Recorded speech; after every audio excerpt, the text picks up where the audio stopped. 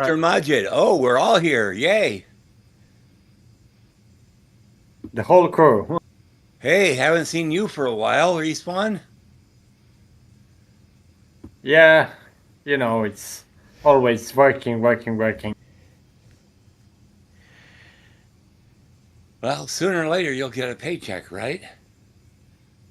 Yeah, so Eric, I was just kind of following on the conversation we had over on Yeah, OTC about, is it not a contradiction to say that we want things to be different to Windows, but at the same time not, we still want it to be accessible, so it has to still look like Windows. Do you know what I mean? I think most of us are full of it. I don't have a problem with the Windows paradigm, like the way things look or behave. It's not that. It's the way that Windows functions and the way that it locks you down and makes you do things that you don't necessarily want to do, especially if you are even slightly enlightened about, how computers work and like the choices or the concessions you're making to use certain things. And I think that's the interesting thing I've seen through a lot of like YouTube videos and social media posts where people, it's not privacy. It's not the like traditional, Linux kind of things that, were the like stalwart kind of like reasons why you use open source. It's more like they're just fed up. They're just sick of like being told they can't keep the computer they have or being told that they can't, Yeah. get rid of Edge once and for all or Or that they stop can't putting turn their games. computer off because it's running updates. Yeah. Yeah. Yeah, No, exactly. Right in the all middle that's of your right. workflow, it runs updates, and you can't. No. You don't have anything to do. All of that is correct, and all of that is I agree with you completely about that. I'm just saying that we will have to make, as a Linux community, if we want more people to come and join us in the sunny uplands of Linux. Do we really? Do we? Yeah. Do we really? Thank you, Bill. Yeah, Thank no. you, Bill. I don't agree with that. I think we like to act like we do, but then when they come and they bring their ways, we like to tell them to go back and start using Windows when they start complaining. Are you knocking me for still running a professional word processor? So, Majid, here's my point. I will happily bend over backwards and help someone who wants to learn. But if I have a self-entitled Windows user coming at me saying, well, I'd use Linux if someone would just make it easier. And I think I've watched Linux evolve to the point where it literally, I can't think of ways to make it simpler to use than it already is. And the one argument that people have always made is the command line, right? The terminal.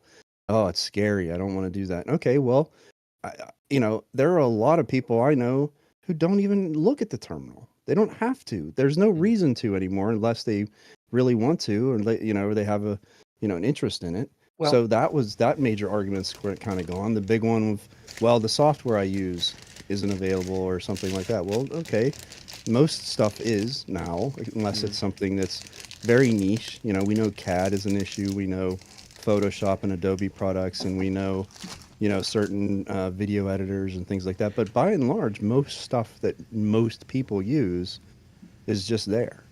And so, but to Bill's point, and we said it at the same exact time, and I've been saying this for years now, it's not even so much whether we want people to come and use it, it's that there's a certain level of expectation that you will have at least enough agency to understand the basics of how a computer works. And if you don't have an interest in any of that stuff and you don't have a tech guy in your family that's willing to set it up for you and get it running and then help you whenever you need help, like maybe you shouldn't run it. Maybe it's okay that you go into Best Buy or wherever and you buy the cheapest HP, plastic garbage computer that's going to fall apart in 3 years. Like, if or the that's most the level, expensive Apple. well, I mean, whatever your, I mean, I think a lot of people who buy Apple are virtue signaling personally. I mean, or not virtue signaling, they're flashing wealth. Yeah. And it's what is it that Lisa Simpson said? Oh, how rebellious in a strictly conformist kind of way. You know. Yeah. So I mean, I don't have Okay. I So, like but then taking at the what piss point- out of my oldest son because he's a huge communist, and he uses nothing Well, but he's the Apple. regular sized communist. Yeah, But, well, he's full on, but he uses Apple. I'm like, Oh, there's just man. there's something really odd about Yeah. a So, okay, communist but using one You of the. don't want freedom. Yeah. You don't want freedom. Go away, Oh, son. Grow up. Come back later. He's Yeah. developed this argument against that makes absolutely no sense, but it allows him to keep using the thing that he likes. So okay, so at what point though is there not? Do we then? Because nobody wants to be elitist. Nobody wants to be the guy on the bulletin board writing. I do. RTFM. Yeah, you would. But I mean, talking about most normal people. Yeah, don't want to. Most normal You people know, don't sit around on a Saturday afternoon talking about Linux. fair point. I'm, Fair point. so Finish your point, Midget. yeah, Finish your No, sorry. but I'm just saying. At what Touche. point, I'm at not what normal. point do we, at No. what point is then that too far? Then is the people who when somebody does looking for help on trying to do something and just gets blasted down by read the fucking manual, you don't know what you're talking about, blah blah blah. Sod Yeah. off. At what point? That's rude. Yeah, I go mean, on. I'm not There's- saying you got to be like that, Right. but this expectation that you ought to be able to take just any normal person and put them in front of Linux, and if they're used to using certain software, well, you can just get used to using this thing over there because it's not going to go down like that. I mean, that I've doesn't. done it. Well, if the software you're talking about is like Office software, we do have good. I'm sorry, I know you guys don't like LibreOffice and whatnot, but it is. If you weren't so entrenched, if you didn't like, because these schools, these universities are teaching people Microsoft Office, and As you a go and subject, you as a subject. as a subject. Yeah, I know. I took Yeah. it 4 times before I finally. Once you get entrenched in that way of thinking, it's hard to move over, but it is still a viable option, But if you've got things like Yep. Creative Cloud and all that you're trying to use, then no, it's not going to be. But if all you need is something to sit down and pay your bills and do some browsing and shopping and stuff like that, it is perfectly fine. It just Probably. But I have had 4 bug reports posted for 12 years since before there was a LibreOffice team. And they haven't looked at one of them yet. well, you can't rush these things, Moss. Yeah. That's why I use SoftMaker, because they had them fixed from the beginning. I've been using SoftMaker since 2012 and they didn't ever have the problem. I know, but it's not integrated into the stuff we use, so it makes it more difficult. I'm going to work on getting one of these days when I get time, get only Office, because I've heard people have gotten that up and running on their Nextcloud easier than the thing we use, and I can't figure it out. But yeah, I think some people probably have the patience to bring normal people over to use Linux, but this like generalized idea that we want more people to come over and start using Linux. Well, no, because then we've got to make it into something. We'll make it into something that is not the reason we came over and started using Linux to begin with. We started using it because it gives us freedom, it gives us privacy. All of the things we like about Linux would have to go away in order to bring normal people over who need things to just be easy for them. Well, we would have a lot more paid developers if that happened. Those people are coming over anyway, though. That's the truth. Like, I think that between WSL, which is a way for them to be using Linux or Linux-based technologies, and then just the interest in Linux itself and the fact that it is easier and easier to use as time goes on. You can pretty easily, dual boot if you have to. There's a lot of the friction of, adoption is growing lower and lower for certain types of people. And I think that's really the key there is and this is probably a tired analogy, but it's the difference between like you could make your own furniture. You could go Yeah. buy the lumber, you could learn how to use the tools, and you could produce something that's your own. But it's like making clothes, right? People made clothes for a long time until very recently, Mm. and now nobody knows how to make clothes anymore. Like, Are you you knocking can my make knitting, Eric? tools. I want to see it. I could use in Florida right now, I could go for some, a scarf and some. Well, I No, don't but do scarves, but I do hats like crazy. there you go. Dang, I mean, But that, I the mean, point, have you come across then this kind of entitled Windows user who, has been, yeah. wants their handhold. Okay, so maybe that's part of the difference because I've not really come across that. I've come across most people who ever asked me about Linux or want to try it out, as you say, for the other reasons, and maybe it's this the recent developments with AI and recall has been the straw that's broken the camel's back, as it were. um I've not had that as much of an issue. The people that I have found interested in Linux have genuinely wanting to learn and see how things go and see how things are Well, different and stuff. As I said, maybe it's just then a difference in experience. We've just, we've had different people and different experiences. so I this don't is my focus on it latest one, anymore. Eric. Oh, nice, good colors. Yeah, good job. I like that. You make You're that? the man. Yeah, that's. Oh, look at that. Looks comfy. Tea cozy as So well. so for me, I don't focus on it much anymore, but I was into making YouTube videos 4 or 5 years ago, and was, really into it. I had, a couple thousand, subscribers, and was just sort of like rolling with it. So at the time, I was a pretty big advocate for at least trying Linux, right? What's the worst that can happen? Install VirtualBox on Windows and just give it a shot, right? Or, burn an ISO and do a live boot and try it.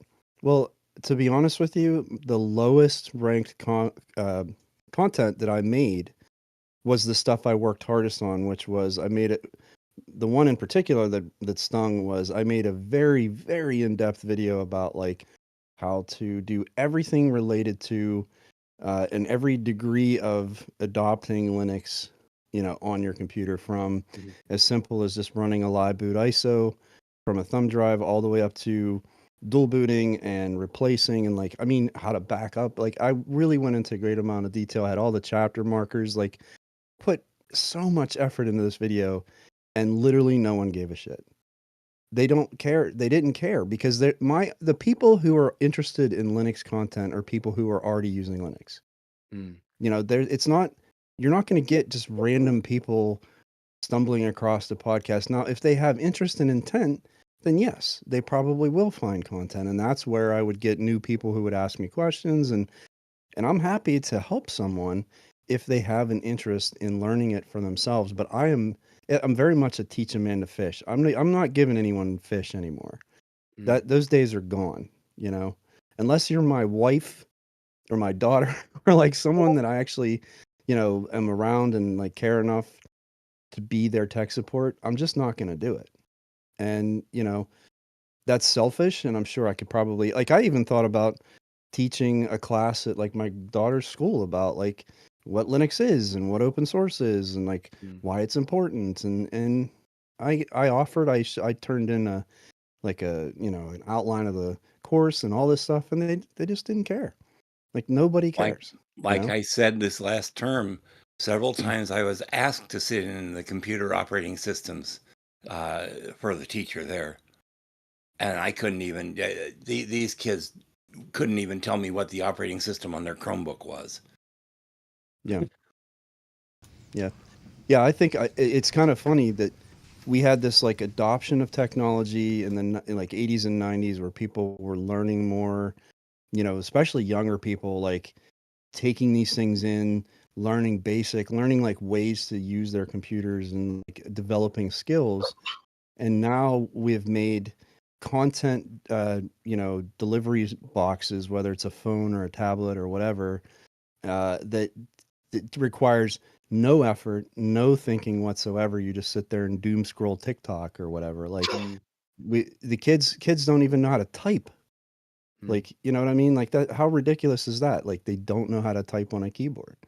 And that's just where we are now. Like it's still a small, you know, a very small group of people who actually care enough to learn about technology, who, you know, are the people who know how to use this stuff. And there are certainly some people who are young and knowledgeable and impressive, but by and large, you know, young, old, it doesn't matter. They can use a smartphone because it's dumbed down to that point, but people just don't really care, you know, outside of that. So for the people that do care and the people who are genuine, should there be some kind of assistance? And I'm not talking about from on a personal level. I'm talking about, as from a community. You see a lot of distros, for Yeah. example, have a welcome screen when you come on. A lot of the other kind of pain points about, for example, codec support and hardware support and whatever, all that sort of stuff is done by a lot of distros. Yeah. I mean, And I as I think said, that there are, go ahead. I'm not. I'm just trying to. I see your point. I'm just wondering where we draw the line. That's all. Well, some distros are very good at that. So Linux Mint in general, they are there. Cool. Yeah, so Linux Mint in general, like, you know, if you post something on the forum, unless you're a complete retard, I'm sorry, if you're a complete asshole, I didn't mean retard, I'm an asshole, then, you know, you're going to get a response, you know, and it's usually not going to be something that's like, oh, you know, shut up, newbie, you don't know what the hell you're talking about. It's going to be like, okay, well, did you try to do this or did you, like, most people that are on the forum are there because they're trying to help people, right? That's the whole point of being there. And even Reddit, you know, is somewhere where you're going to find good information. Of course, like anything, there are loudmouths and people who are going to be, you know, drawing attention to themselves in a negative way. But by and large, I think there's a lot of good information out there. And again, the videos I'm seeing of people converting and trying it, they're finding decent information. Now, it would be nice if there was, like, there used to be what, Linux Forum, or like there were only a couple places where you could get information. We still have linuxquestions.org. Yep, I get Yeah, an that email was from Linux them every day. Yeah, so there are still decent resources out there. The difficulty is if you're going, like, where do people go now to look for stuff? You know, if they go to TikTok or Instagram, like they're going to the wrong kind of places. Facebook, you know what I mean? Like they're gonna find, you have to know where to go, and that's part of the problem. So that is where a distro can be helpful, because if you go to Mint and their forums, they're generally pretty helpful, or their, you know, chat or whatever. You know, I would say that probably Endeavor is another one that comes to mind. Their community is really solid. Odie. So I must say, yeah, Kashi looks Bodhi. quite good. I must say, Kashi looks quite good. Their community Yeah. seems. Yep. It's it's it's can be difficult, and honestly, it's funny to me, maybe not funny, maybe more sad, that, you know, some of these people I'm seeing convert, like the one lady that I think everybody's seen at this point, where she said she must have read somewhere that the graphical package manager was somehow disconnected from the update mechanism. And so she had this thought in her mind that she had to use the terminal to install software, because otherwise, if she used the package manager, the software management center or whatever, then she wouldn't get updates. And I had to think, like, where in the heck did she read that? You know, but like, who knows? There was probably some problem somewhere at some point with some software center that had no bearing on what she was doing, that she just Manjaro, you have to happened to keep find. re-upping the repos, because Yeah, they like don't she just, automatically update. You have to go do updates on the repo itself every time yeah, you do their updates. Manjaro's package manager, their graphical tools are not very good in my opinion. But anyway, yeah. So I think it can be a daunting challenge, and that's so for my part. That's why I thought my YouTube channel was important, because I would take the time to answer questions. Like people would post questions in the comments, and I would have these like long threaded conversations on Facebook, which or on YouTube, which, you know, is like some of the hardest because the chat function is so terrible, or the Yeah. the comment function Very is so difficult to terrible. figure out context and nuance in Yeah, that. and Yeah. I'd never get the notifications that someone had sent something, so it would, Mm, like 2 weeks later I'd be sorry, it never told yeah. me. Mm, So anyway, so for my part, yeah, I feel like I put in a lot of time doing that, and I think I successfully helped a lot of people, and I feel good about that. But I also got to a point where I did have enough people that were either very aggressive or unreasonable, and just like that ruined it, that made me feel Yeah.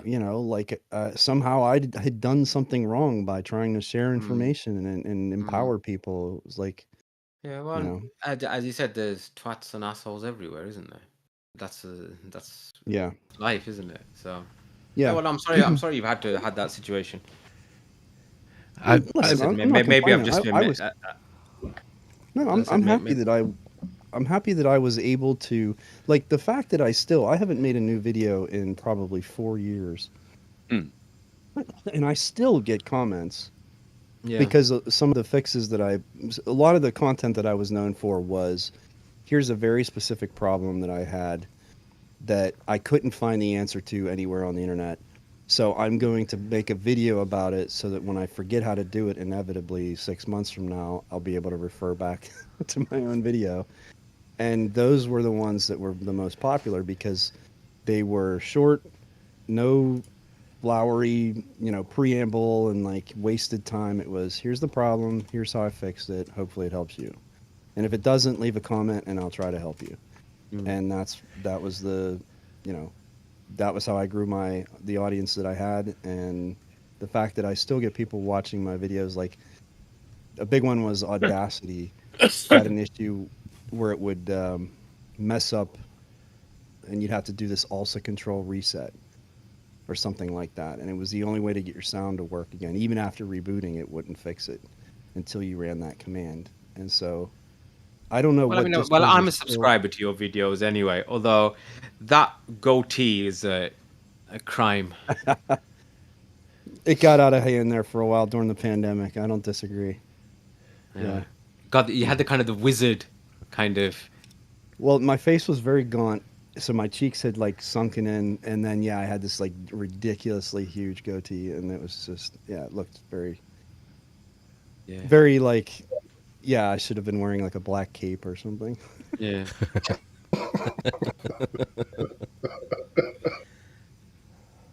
All right, give me 1 second, guys. Talk amongst yourselves. Eric, you're talking about people looking for open to using Linux or exploring it. I always think that a bigger issue, and this is no big surprise, is exposure. Because in schools like Moss runs into, I'm sure there's a lot of Microsoft Windows or Chromebooks and stuff, or Apple, and that's what kids get exposed to, or people get exposed to, as it were. If you had teachers, professors, or whatever exposing kids to, or people to Linux, just to get it out in the world. And, that's a long, slow, painful process and stuff. So, Yeah. but yeah, so and it feels like exposure.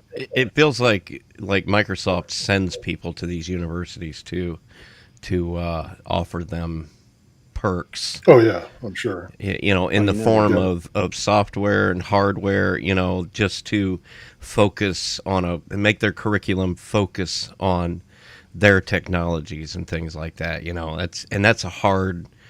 That's a hard uphill climb right there to overcome something like that because And it's a I think Google hard. does that with Chromebooks too, yeah. It's for a lot of hard. schools.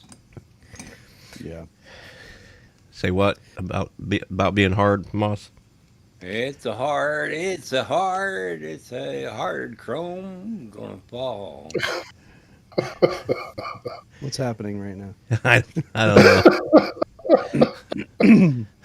I don't know.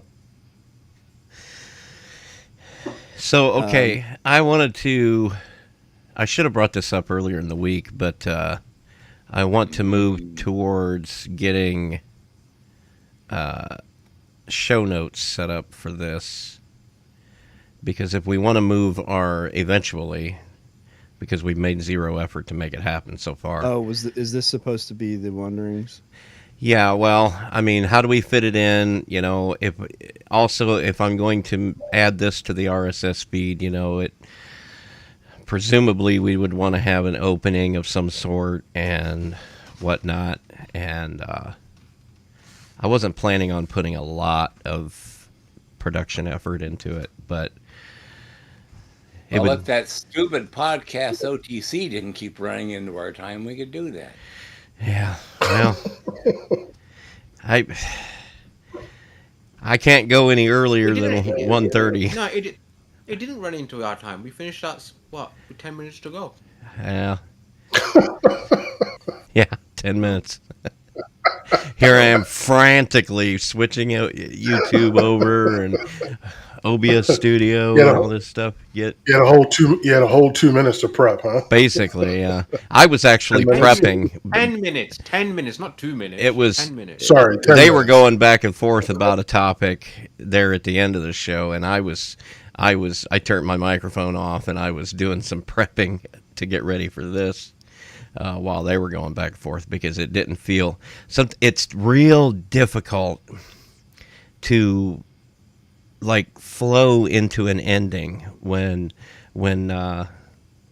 it seems like topics are working towards a climax, Yeah. and that's why if you look at our episodes, they range from about 50 minutes to 1 hour, just under 1 hour 10. yeah. As I said, I've been listening to loads of them recently because, as I said, it's helping me get to sleep. And I mean, I know that sounds ridiculous, but I don't know. But it seems to work. I put on a podcast, I fall asleep. I think part of it is also because of I've got newer earbuds which are much more comfortable, so I can fall asleep with them. Whereas the earbuds that I'd had before would just dig into my ears or whatever.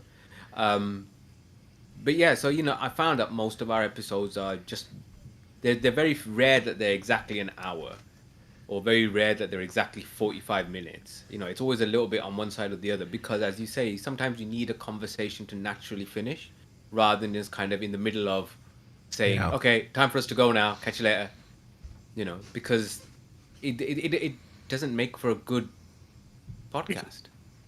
Do you know what I mean? If you leave stuff hanging, do you know what I mean? Yep. So it is what it is. How are things going with truckers, Bill? Well, everybody is. I don't know. I try to talk Going to to turn into 3 fat Trumpers pretty soon? It's.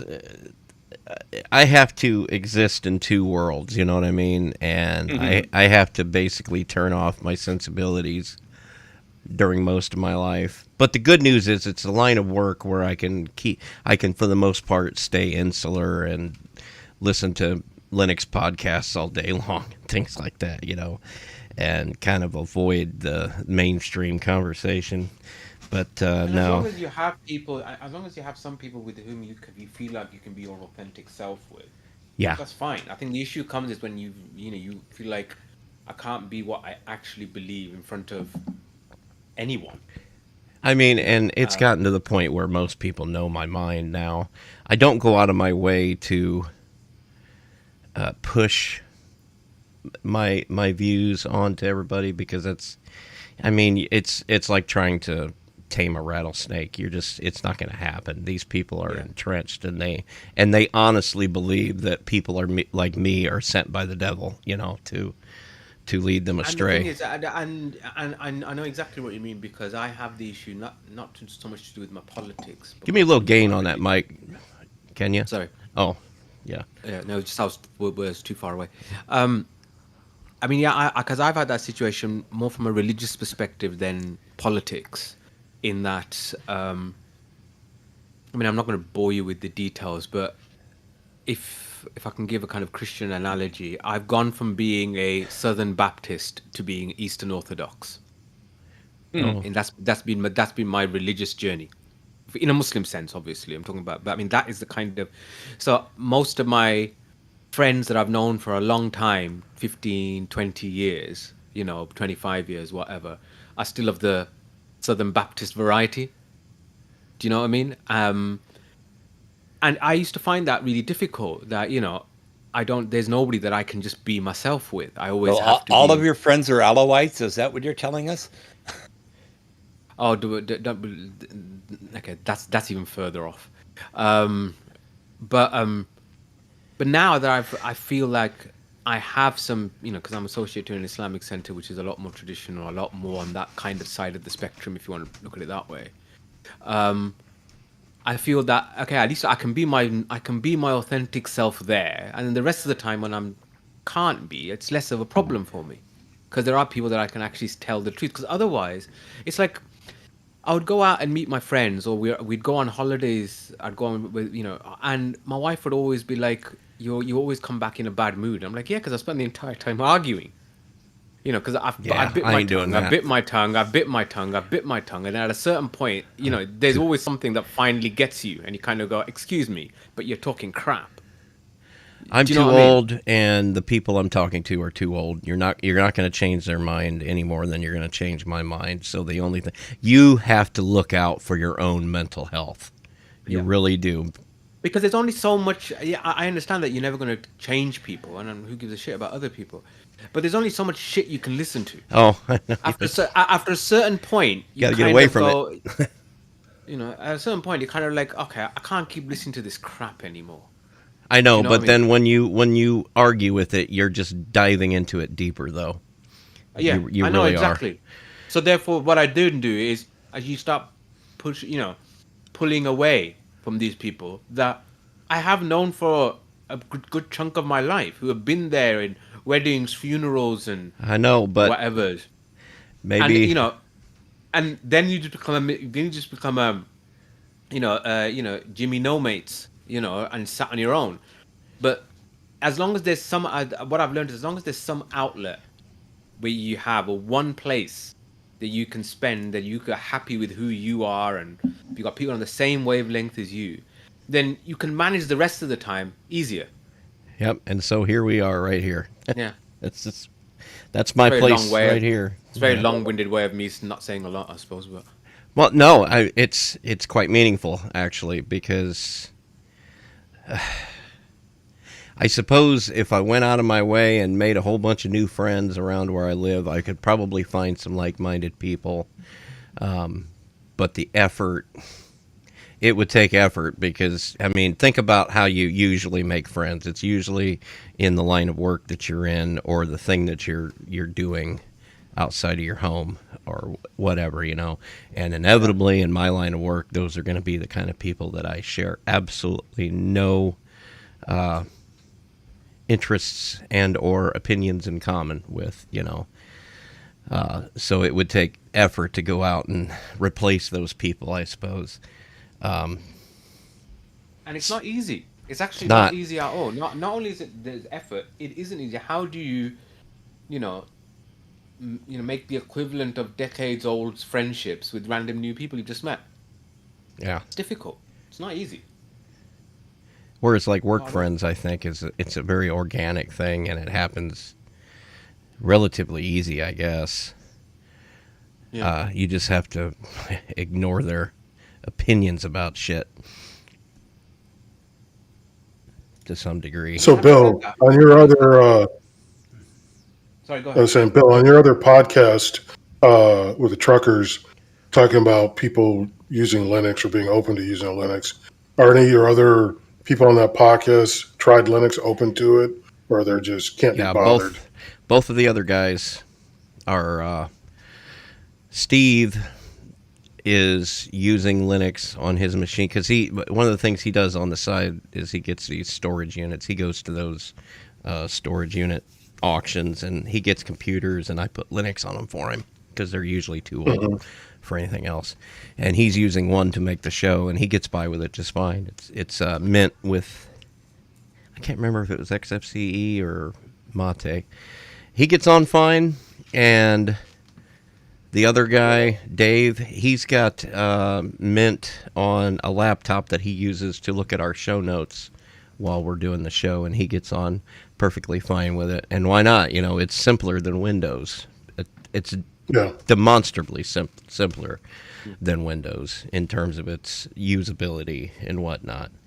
And that's kind of interesting, I think, is that you got these people that I don't even know if I would classify them as normal, because prior to making that podcast, they wouldn't even know how to turn a machine on. You know, they had no use for them. Maybe a phone with apps, you know, that kind of interaction with technology would have been the only interaction they would have had. So how did the whole podcast start then? Bill? I quite excitingly got invited onto mintCast, and I was sharing that excitement with, I don't remember if it was Dave or Steve. And we do have these phone conversations because we wear these headsets when we're driving. Have you ever seen truckers? You know, they always have a stupid Bluetooth headset on. And we talk all day on our phones. And sometimes the conversations get kind of interesting. And somebody made the comment, well, we ought to come up with a show. And then I got to thinking, shoot, why not? You know, and then in the learning how to get all of that put together, that's how I learned how to do all the stuff to... While Bill was getting his greedy fingers all up in our shit and figuring out what he was doing and how he could take over the world, he decided to start the Trucker Podcast. Yeah, I mean, I learned how to set it all up from scratch. And so, you know, I as an exercise and all of that, it just kind of happened. You have to remember that all happened... Me coming on to mintCast was at a time when a lot of terrible things were happening at the same time. We lost our free web hosting through a company called Bytemark over in the UK. And it was a huge effort just to get the backup files for that website so that I could reinstall it on something in a Linode. Well, then it turned out a $5 Linode was not enough to handle the traffic that we were getting. It was constantly crashing. Mm-hmm. And for a show that had $0 coming in, we needed a $0 solution. And the only way to do that was to run it myself. Or somebody. Spending much more than $0. Yeah. Which, you know, that's not a $0. But, I mean, I've got to have internet here in the house anyway. So it was only another $13 to get a static IP address here in the house. So I buy a Think Center and yeah, one of these machines is a Think Center that I got for $100, and then another $400 in upgrades for it to run all this stuff. But learning how to set up the web servers, learning how to set up the cloud. Because, okay, that was another thing. Google had announced that they were no longer going to support their grandfathered Google Workspace or whatever they called it. And that's what we had been relying on for a long time. That's why everybody's got a free Gmail address through the mintCast. Is because we can literally just keep setting those up. Well, now if you do that, I'm actually paying $80 a month for 3 Fat Truckers so that the 5 of us can have, or the 4 of us can have 3FT podcast email addresses. So the dollar value that we're getting out of that is substantial. Google announced that they were going to drop that, and that was also the same time that these stories were coming out about people getting in trouble by the authorities for having pictures of their children. Some guy took a picture. You remember this story? The guy took a picture of his child. Yeah. And so we were, or at least, I don't know, I pushed through the idea we need to move off of Google Drive onto something else. And so I learned how to set up the NextCloud and got the NextCloud Office thing going. So that, you know, there was a lot going on that kind of pushed us in a certain direction. And if somebody didn't pick up these things and make them work, then one of the very oldest, most venerable Linux podcasts was going to die, and that was not going to happen on my watch. Dum, dum, dum. Yeah, we are a few months younger than PC Linux OS Mag, and a few months younger than Full Circle magazine. Yeah. But we've been doing podcasts longer than either of those. And I feel the weight of that. I really do. I'm quite proud to be a part of it at this point, and so I Well, couldn't. that is a massive undertaking that you've taken on. Not a lot of other people wouldn't have. It's almost You know zero maintenance now. I mean, it was a lot to get set up. It was a lot to learn. I enjoyed learning it, and it just sits back here and hums away now. And Last I checked, you'd moved up to number 7 or 8 on the list, Bill. is that right? Wow. And I'm not even here all the time. Yeah, I mean, and I think you made a very telling comment there that you enjoyed it. Mm. You know, a lot of the reason. So what I was going to get into on OTC, but I didn't, about having a separate distro hopping device, is because I enjoy trying out different distros. I enjoy finding out how does Arch work and how does SUSE work, or how does the mutables work. Do you know what I mean? Well, let me show you this, because I bought one of these. Fun. I bought this machine right here because my machine that I take on the road with me took a crap, and I just need something cheap and easy to throw some Linux on it and take on the road to do, like, if I need to get back. Oh on yes, I've seen these around these the Chewies. Yeah, I was a little hesitant yeah. until somebody on Linux Out Loud got a hold of one and got Linux up and running, and it was like OpenSUSE or something like that. So, I thought, well, hey, why not for $160? You can't hardly go Seller wrong. on, for pity's sake. I think it's a dual core, which, fine, whatever, but Not bad for 160 quid. yeah, not really. Hey, that's more than I spent for my M700 Tiny. So, stop streaming. Wow, they've changed that. Okay. Great marketing name, Hero ProBook. Yeah. But yeah, so it's I just find it fun, and I think that's probably one of the reasons that you're able to do all that sort of stuff with setting up the servers and the stuff, the infrastructure, because you enjoyed it. Yeah.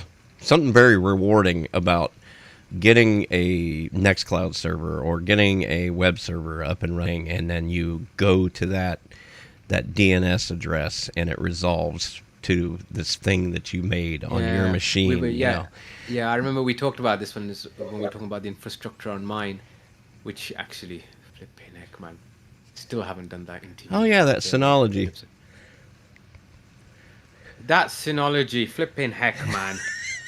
That is not. You know what? I really should have just bought a server and set my own server up. I have a feeling this has been false economy having this NAS, because it's caused me more trouble than, and I've lost more backups than kept with it. And now I think the last time I was looking into it, I found out that I haven't got RAID because I only had one drive in there, and the fact that I've added a second drive in there means I now have to delete the storage pool, which means I'm probably going to have to delete all my data again, Sell it. and restart it again, and I'm just like, I can't be arsed with this shit now. Sell it and get just a cheap something or other, throw a Ubuntu server on it, and then once you've got that up and running, you can learn these other things one thing at a time without having to dismantle. And when it comes to RAID, use something like Butter or ZFS. That way it doesn't have all these other layers of abstraction that you have to learn, Well, I've got a mate who's interested in getting a NAS because he was asking me. Maybe I'll tell him, I'm selling mine. Bill? Here's your numbers, Bill. Isaac at 61. Tony Hughes at 64. You're at 68. Joe Ressington and Harrison are at 78. Leo Chavez is at 80, and then they get up to me. God, I'm getting close to... I'm around 40, aren't I? I'm around 40 or something. So I'm number 4. 5, 6, 7. You're number 8 right now, Bill. And you're only 10 away.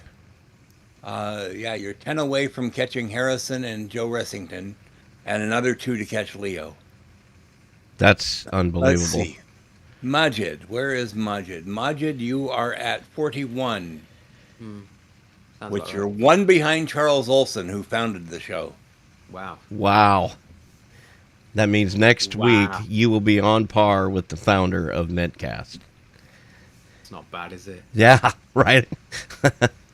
I I'll have that have on my, now done. I'll have that on my gravestone. I have now done more episodes of Full Circle Weekly News than everyone else that did any Full Circle podcast. Are you the only one that's done that? Yeah, Okay. I'm not the only one that's done Full Circle Weekly News. I took it over from Leo, but Leo only did like 30 or 40 episodes. I can't And imagine anybody would do it better because you don't slur when you talk. You never get tongue tied. At least not in the. Not I edit well. Yeah.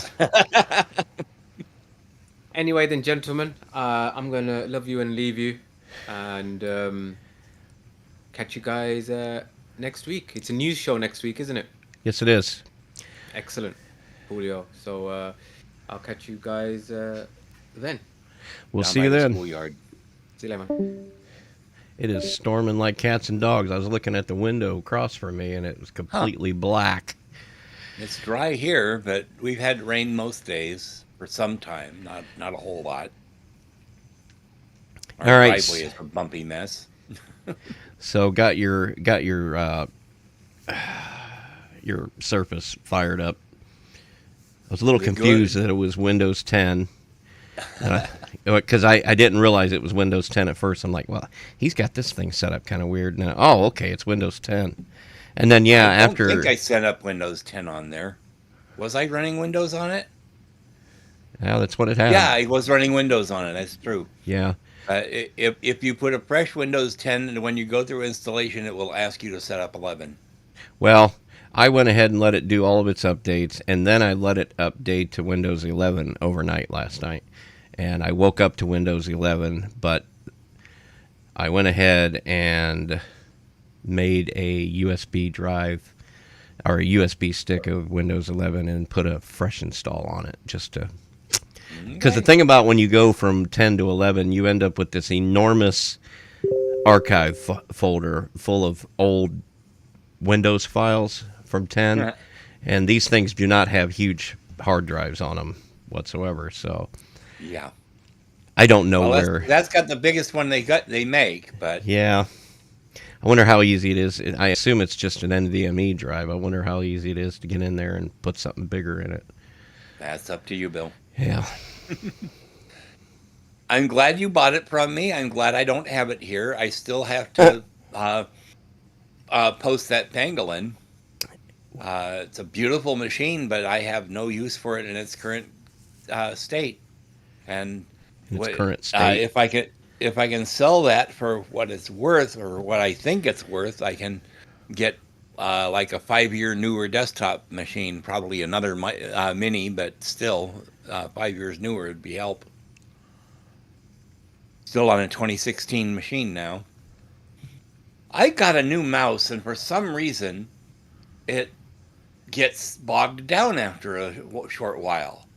I've even got I open up the system monitor, and I don't see anything going on that causes it. But Is What? there any possibility that there might be a little hair caught in the sensor? I've had that happen to me so many times where it'll jump or do some weird behavior, and I'm just like, I take the this thing hardest just lights approach. up. It just stops moving. Yeah, moves and jerks. My and wife's been complaining about it, and I was in there yesterday messing with her computer, and I realized she's using a mouse pad that has like little hairs that stand up, well, and like it no was mouse pad. reading it. Well, no, I'm just saying, like, so a mouse can be kind of picky, but if you're having any kind of latency, like input lag, it will show up on a mouse more than Yeah. anything else. So Well, this is a new Leia wireless. It's got 2 Bluetooth signals and a USB. It says USB instead of Wi-Fi, but it is Wi-Fi. Well, But it's a lot smoother than my old one, and I was getting button bounce on my old one. You just can't work in Audacity with button bounce. no. No, that'll mess your work up. I was wiping out the whole thing. Wait a minute, give me that back. Yeah. I've noticed Right. since we started using Craig, I have to do so much less processing. I don't have to do any noise removal. I don't have to do any really when you download the audio from Craig, you click this little box that says normalize, and Yeah. shoot, you don't even have to compress or do anything with it after that. Really, just That's import made it. a big difference. I've been listening to old episodes of not only Linux OTC but like mintCast as well. Excuse me. And one of the hardest things to deal with, especially if you're in a car, uh, to me at least, like at highway speeds with background noise, is someone's voice that's too quiet. Yeah, It's really obnoxious because then you have to turn it up to a point where when someone else talks, it's so loud. It's just like, Yeah. yeah. So having that balance, yeah, having them normalized makes a huge difference. And I can tell the ones you've done it where you haven't. So Well, I shared my process with Bill. It's a rather long list, but it gets it done. And it almost automates it. Well, the last few episodes have been perfect. So, no. Just have your I- AI. I'll say, just have your AI agent do it all for you. Auphonic. Auphonic is the way. I would still be It is using the way. if I was producing a podcast. They had a better The free only tier. the only thing I'm using AI for is my imaginary girlfriends. Got it.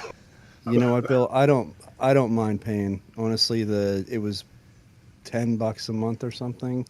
And for what I was getting, actually I wasn't even doing the per month, I was doing the credits. So I was using you could buy so many hours worth of credits that equated to hours of audio or whatever. And yeah, like it was just worth it because no matter how hard I tried in Audacity or Reaper or any of the DAWs I would mess with, I could just never get that post-processed sound the way I could in Auphonic. So Right. And, yeah. I was real close to doing something like that until Craig come along. Never And, heard of Alphonic, by the way. I mean, Yeah, you it's- throw your audio at it and it spits out a perfect podcast. yeah. I mean, it does noise removal that seems impossible. It levels voices to where it literally sounds like you're in the same room on the same microphones. Do Like, I it's still have to pretty- cut my clubs? Yeah, so that part you can. It actually there are ways to cut silence and also connecting words, but it's not something I just don't trust that kind of stuff. I used a couple services just to try them, and they were kind of like AI based, where it would show you a transcript. So instead of editing the audio files directly, you were basically looking at a text transcript, and then if you wanted to change or delete something, you could literally just highlight those words and backspace or delete on your keyboard, and it would do the equivalent audio edit in the background. You've got remove an the- Alan Sherman song running in my head now, Eric. Okay. The second verse of the song, the tune is Chim Chim Cheree. Now, my fastback has wide track with Autronic eye, which winks when a cute little Volvo goes by. My tank full of platform 8 starts with a roar, but when I try to stop it goes 2 miles more. I just enjoy these trips into the mind of Moss Yes. every now and then. Yeah. The mind of Moss. Did I just come up with something brilliant? Sounds like a podcast to me. Yeah. Moss, you said that was the second verse of Chim Chimmery? Yeah, Okay. the first was a chim chimney, chim chimney, chim chim cheree. Those are Yeah. 2 words that don't make sense to me, but I'm used to words that don't make sense to me from all those commercials I see on TV. When I see an ad that can't be understood, I know that the product has got to be good. Those words may seem crazy, but I think they're great, like sodium acetyl salicylate. Nice. That was awesome. I've lived all my life in this weird wonderland. I keep buying things that I don't understand, 'cause they promise me miracles, magic, and hope. But somehow it always turns out to be soap. And those words ought to be chim chimney cherry. Awesome. Well, I got to get out of here, kids. All right, guys. Sounds good. Thanks you everybody in Saturday. the live stream. Catch you next See you on time. the other side.